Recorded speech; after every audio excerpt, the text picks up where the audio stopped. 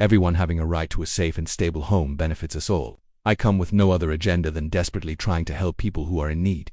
The British royal family has faced its fair share of controversy, affairs, allegations and abdications, but nothing could have prepared the monarchy for the scandal that broke out not from a castle wall, but from a child's mouth. It began as an innocent family gathering, with sunlight flowing over manicured gardens, laughter booming from the royal children's area, and a sense of serenity, albeit short-lived, settling over the firm. But what happened that afternoon set off one of the most emotionally charged royal fights in years, pitting blood against marriage, duty against favoritism, and most shockingly, Princess Charlotte against Camilla's own grandchild. According to palace insiders, the incident occurred at a secret royal function attended by senior royals and their children. Something changed during the festivities. According to witnesses, Camilla's granddaughter targeted Charlotte, who is now coming into her own as the daughter of the future king and queen. A snarky statement here, a scathing remark there. But it wasn't just teasing.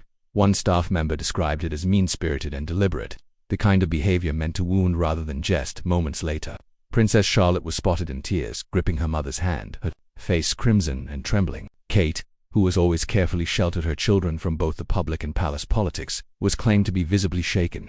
However, it was Prince William's reaction that would send shockwaves through the monarchy. In an unexpected decision, William cancelled Camilla's granddaughter's honorary royal privileges that had previously gone uncontested by the public. No more access to royal residences, no more invitations to ceremonial gatherings, no more silent recognition within the palace hierarchy. The message was clear: don't touch my daughter. The decision was daring, unprecedented, and deeply personal. Camilla was reportedly furious. She perceived it as more than just an insult. It was a direct attack on her bloodline, a humiliation at the hands of her stepson, the man she once believed had accepted her place. King Charles, torn between loyalty to his wife and his heir, remained silent, afraid that further dissension would undermine an already fragile kingdom. For the British public, however, the decision was clear. This wasn't about titles or tradition. It was about protecting a child. In the eyes of millions, William and Kate had done what any good parents would do, defended their daughter with strength and without apology. And just like that, a schoolyard remark transformed into a royal reckoning, one that may forever alter the power dynamic within the House of Windsor. It was supposed to be a laid-back affair, a balmy summer day spent in Windsor Castle's private gardens, where senior royals and their children could escape the cameras, the press, and the pressures of duty. All sources agree the occasion was informal, a family-only gathering organized by King Charles himself. There were no official titles or state robes, just picnic blankets, garden games, and a few chilled glasses of elderflower spritz served by smiling footmen. Even within the ostensible protection of those royal hedges, old rivalries simmered beneath the surface. Hidden tensions never fully disappeared, and it was here among croquet matches and cucumber sandwiches that the moment occurred, the one that turned an ordinary afternoon into an extraordinary scandal.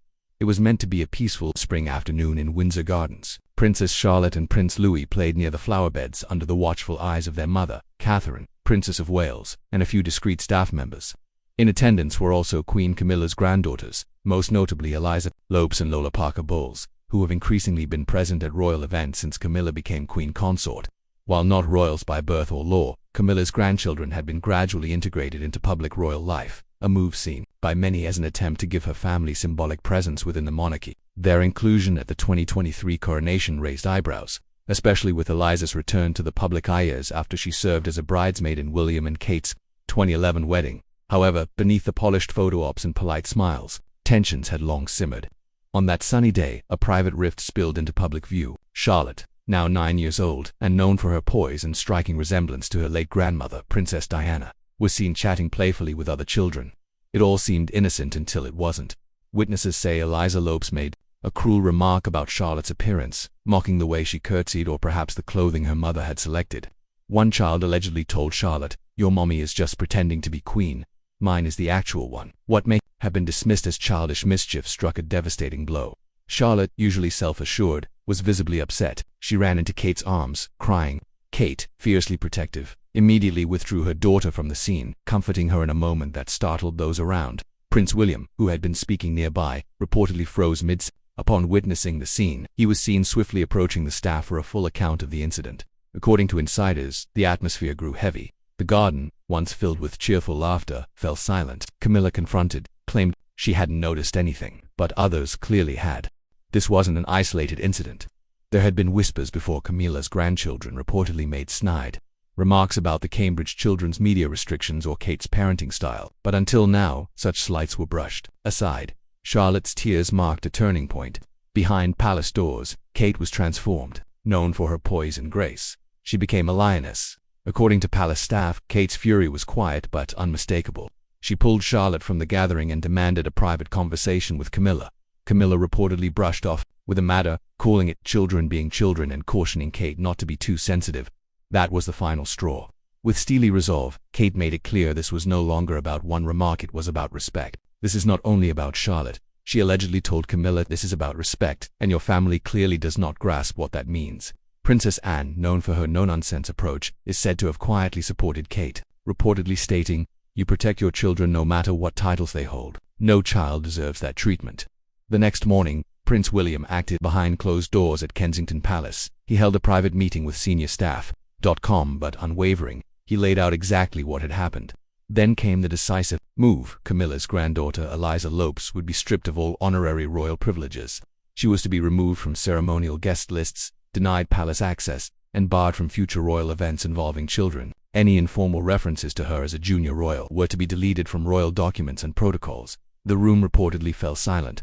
William was adamant this wasn't an attack on a child, but a correction of royal overreach. Royalty is earned through service and duty, he reportedly said, not through marriage and certainly not through entitlement. Then he delivered the words now echoed in palace halls. No one, no matter whose granddaughter they are, gets to mistreat my daughter and remain part of this institution. Though the palace tried to keep it quiet, the news leaked within 48 hours. Tabloid headlines exploded. William strips Camilla's granddaughter of royal privileges. Future king draws line in the sand. Backlash behind palace gates. The public responded with an outpouring of support. Social media lit up with hashtags like #ProtectCharlotte and #TeamCharlotte. Praise poured in for William's fatherly defense and Kate's unwavering composure. Even royal traditionalists acknowledged that William's decision was necessary. The sentiment was widespread. Titles are not to be handed out like favors at garden parties. Camilla, meanwhile, was said to be seething. At Clarence House, the atmosphere reportedly turned explosive. Staff described her fury as unlike anything they'd seen, accusing aides, even Charles, of betrayal. She demanded a retraction from the king. But Charles, pragmatic and careful of public perception, refused. "It's done," he told her. "Interfering would only make things worse." This silence cut deeper than any statement, insiders say.